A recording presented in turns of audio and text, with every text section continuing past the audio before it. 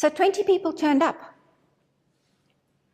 20 people turned up, paid me, turned up, and I hadn't a cooking clue what I was going to do for 3 days. All I knew was we're going to have a turquoise day based on the Gaia bottle, the silver Gaia bottle. We were going to have an indigo day for the downloading of the blueprint, and we were going to have a rose pink day. So I knew there had to be 3 days for 3 colors to come through. Color I can work with. I'm a color psychologist. I can work with the spiritual psychology of color that I can understand. But what I was going to do on each day, I didn't have a clue. So I took all their money and I put it to one side in case I had to refund them. Because I thought, if this doesn't work and I've dreamt this or imagined this and it's not real, I better give them their money back. And Verica was there on that first one. Jagindo was there. He was there. Vicky, you were there in that first one as well. Anyone else? I can't remember. You were there on the first one. So there I sat with 20 people in a circle like this, and I'm going, no, literally. And I waited. And I just had to wait and trust that something would come out of my mouth that would make sense in what this is all about. And how the silver sphere communicate with me is through Polaroids. Do you remember those cameras you used to snap and then you used to spew out the little photograph, those little instant photographs? Do you remember those Polaroids? Did you call them Polaroids, yeah? And literally in my peripheral vision, in my right eye. So as I'm looking at this lady here, the lady that's next to you, the 2 ladies next to you, would be where the photograph would appear. A snapshot of what I had to go and do. I was given visual instructions with my eyes open of what I had to do. And the very first exercise was to take the students to create their own spheres. And it just from there, the 3 days just unloaded. When it came to the indigo day, the turquoise day, by the way, is all about cleansing and clearing, removing entities, removing anything stuck in your body, removing past traumas, past life events. It's about clearing and cleansing. It's like standing in a shower with the most beautiful turquoise water washing inside and out of you, literally cleaning you up. The indigo day, I was like, cool, I know what's going to happen here. I've done this before, you know. I know. You lie them down, a blueprint comes down, electrifies them, shocks them, does something, and they feel better. So I said to them all, please bring something to lie on, because I knew they were going to lie down. Comfortable clothes, which they did. Lay down, and I stood and I waited to see what happens, because now I've got a group, not just one person, guinea pig. I'm standing there, and I see this opening, this like a hole with clouds puffing at the side. Almost like you'd imagine a UFO land and there's puffy clouds parting. It felt a bit like that. I thought, oh, I can't tell anybody what I'm seeing here. This is way out there. But it did that. And the next thing, the presence of Archangel Metatron and Archangel Sandalphon, which to me appears as magentas and golds that shine bright, metallically bright. It's beautiful. Suddenly, all these blueprints came out and went and floated on top of each one of those 20 bodies. And at that point in time, I started panicking.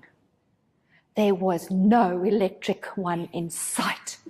There was the weirdest looking things. And I thought, oh my God, what have I unleashed here? This is like, oh, what have I done? Have I gone to the dark side, to the other side? I was panicking. I was thinking, what the hell is going on here? But they all seemed to be calm. They all seemed to be happy about it. So I thought, I'm just going to keep calm and they won't know I'm panicking inside and going, what the heck is going on here? Took a deep breath and I held the space and held the space. Took about 20 minutes to download. And then I could feel them coming out of it. And they had to crawl into the fetal position. It's almost like they had to go back to feeling like what it was like to be a baby. And there's this rebirth moment being offered to them. And then I said, so what happened? Well, the feedback was, oh, mine looked like paper coming down. And another one said, no, mine looked a bit like water, and I'm sure there was dolphins in there. And they kept coming with these experiences, and someone even said there was a tree. She felt like there was a tree coming down. And I thought, what on earth is going on here? And then it dawned on me. It was elemental energies. So then I had to ask the question, why? Why didn't they all get electricity? Why did some people get wood? Some people get air? Some people got water? Some people got sand, dust, earth, minerals, diamonds, crystals. Why is there a different blueprint for everybody? But they were all made up of some form of elemental energy from the earth. So I had to ask the question upstairs, and I was told that we have taken, our future self has taken a body of information, encoded it in an element of this planet. It has to be from this planet, can't be stardust apparently. And it was filed away in the aesthetic records, you know, that place where we got all sorts of memories, until we were ready to download it. And each one is unique to each person, because your future self knows what it is you need right now, today, to change your life. So all that stuff you've been going, oh God, get me out of my job, get me out of my marriage, get me out of my debt, get me out of... Your future self knew you'd reached that moment in time where you desperately needed a new blueprint to function from, and not the old patterns. And it created this gift for you and brought it back in time to download into your bodies. So I thought, how clever are you lot? You created your own blueprints, filed them away, and then came and lay down and received them. How cool is that?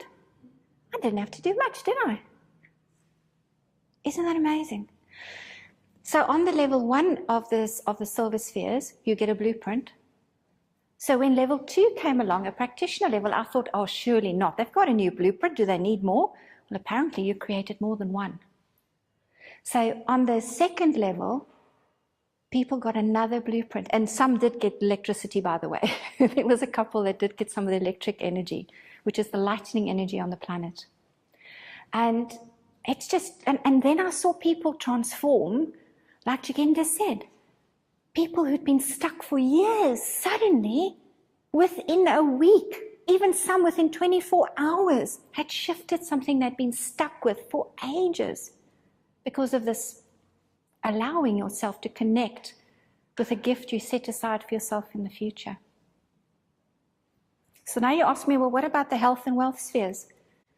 Well, I assumed that happened on day 3. Didn't know. I was waiting for my little Polaroid images to come in.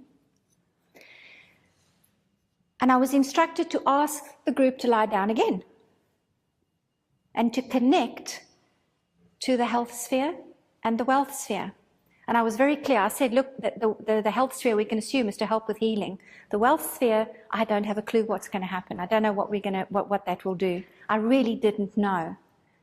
I assumed it had something to do with abundance and helping us to create abundance, right? So we went into the process, and the health sphere came down, and the wealth sphere came down, and they each laid down with one of these bottles somewhere on their body where they felt it had to go.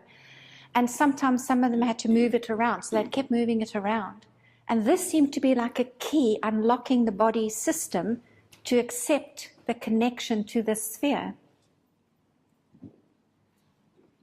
So after those first 3 days with the first group of 20 people, all I could do was sit back and see what happened, because we didn't know what the outcome was going to be. We didn't know what was going to change for them, whether it had any impact. I still kept the money, by the way, because, I mean, they might come back and say, look, that was a lot of rubbish, that didn't work, you know. And slowly but surely the information came back, and gobsmackingly, every single one of them, something had clicked in, something was beginning to change. They're beginning to think differently, feel differently. But the biggest change was something that had started working with me already, but I wasn't ready to talk about it because I didn't link it to the spheres. I was becoming aware of my poverty mindset. I was beginning to be aware of just how poor and undervalued I had kept myself my entire life.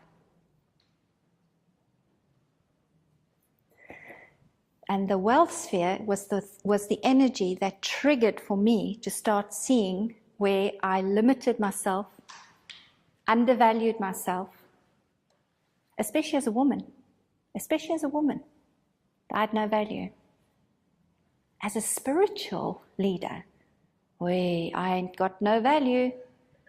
I've got to do things and, give things away for free. I'm not allowed to charge. I mustn't handle money. Spirit and money don't go together. All those patterns started coming up, and it hit my face and hit my face. And I realized that these energies had actually been working with me before 2012 even, without me knowing that they were there. They only made themselves known to me December 2012.